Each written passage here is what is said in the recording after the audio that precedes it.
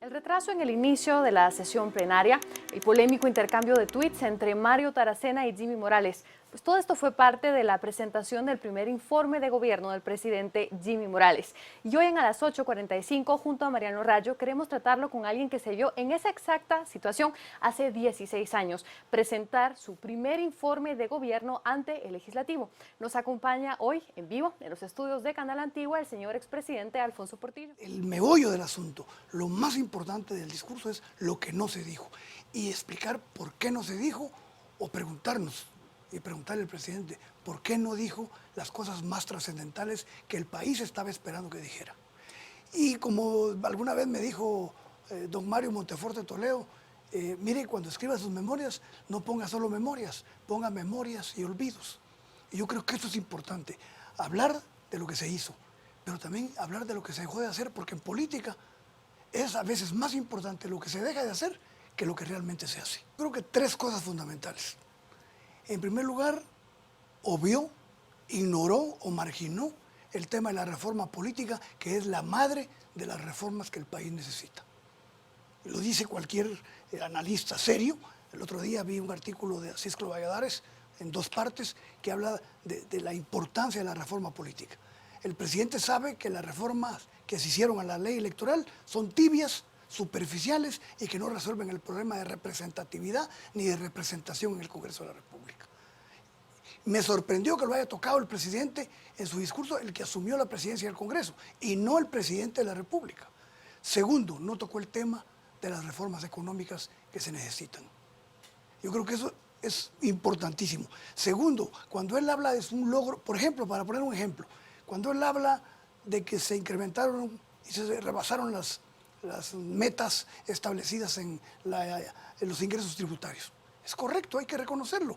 Yo creo que no fue todo negativo el informe, creo que dijo cosas importantes, ciertas, pero debería de haber acompañado diciendo, al mismo tiempo que se aumentaron los ingresos tributarios, yo exoneré y perdoné multas a 216 empresas. Y decir quiénes son, porque él en su discurso habló de transparencia. Entonces el pueblo tiene que saber si el presidente, con la facultad que le da la Constitución de la República, perdona multas, recargos. Eso es lo que queremos saber, porque una cosa es el esfuerzo que hace la Superintendencia de Administración Tributaria, que es loable, que es reconocible, que es respetable, y otra cosa es que el presidente debilita esa política de grandes aciertos y de grandes logros de la Superintendencia de Administración Tributaria. Usted habló de 3, le falta uno. ¿Cuál es el tercero que usted consideraría faltante en el discurso del presidente? La seguridad alimentaria. La tocó muy superficialmente el Ministerio de Agricultura, que es el responsable de la seguridad alimentaria, de encargarse de la producción de alimentos del país, no existe. Yo he recorrido todo el país, he platicado con los campesinos. Hace 3 días estuve en San Miguel, Iztahuacán, con 1000 campesinos.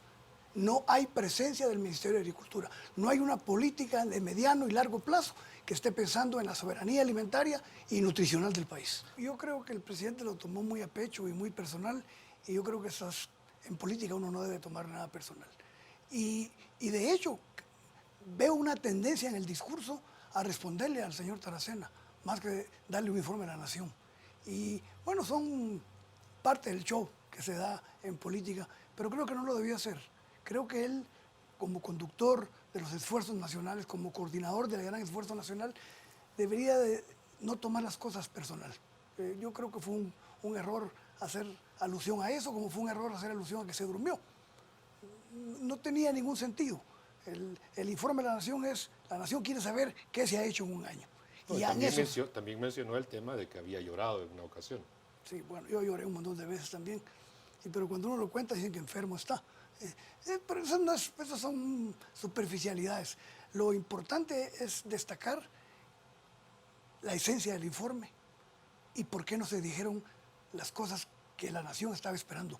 No se habló del incremento de precios, él no habló, o yo no lo oí, yo lo oí 3 veces el discurso, del salario, del aumento del 6% que ha desatado un incremento en los precios de la canasta básica impresionante. Y esas cosas son las que la gente está viviendo cotidianamente y la gente quiere respuestas a eso. El presidente Morales es producto de una crisis política y debería haber abordado el tema de la crisis política. ¿Cómo? La necesidad de reformas para que cambie esto, para que se instale en el Congreso una nueva clase política, para que haya cambios en la estructura económica del país. Me sorprende que es el presidente el que asume la presidencia del Congreso que habla de la ley de competencia y no el presidente de la República. ¿Por qué no señaló eso? ¿Por qué no señaló, por ejemplo, el problema del pollo? Es un problema que refleja muchas cosas en la política nacional. Ese empecinamiento del Ministerio de Economía de incrementar el arancel a la importación de piezas de pollo que daña tremendamente la canasta básica de la clase media. Eso es lo que esperaba la gente, respuestas a eso. Y eso no se dijo. Y la pregunta es, ¿por qué no se dijo? Yo creo que él es un hombre que sigue siendo querido por la gente.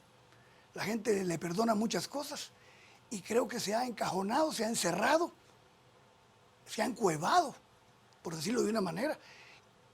Y algo que le va a hacer mucho daño. Se ha alejado de un pueblo con el cual él tiene una comunicación muy directa, ¿verdad? Y yo creo que se está perdiendo una gran oportunidad, y se lo he dicho personalmente, en las oportunidades que he tenido. ¿Tiene usted comunicación con él? Ahora ya no.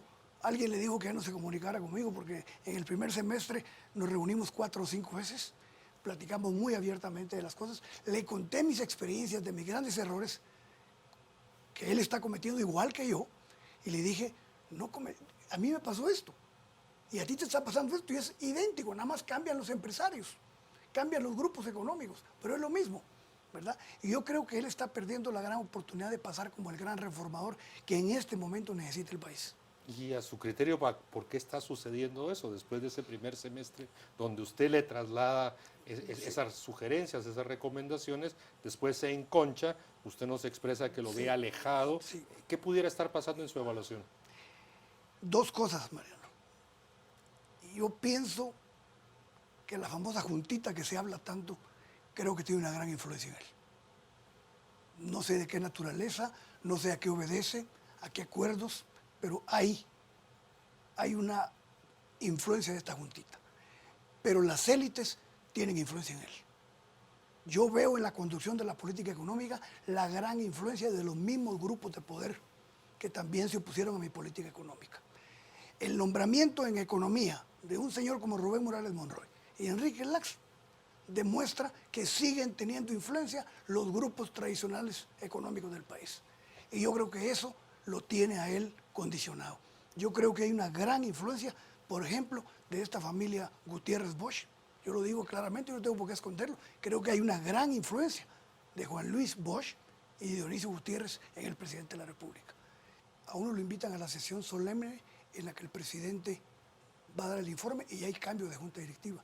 Y yo recuerdo que asistí desde el principio de la sesión solemne hasta que rendí el mensaje, el informe ante la nación.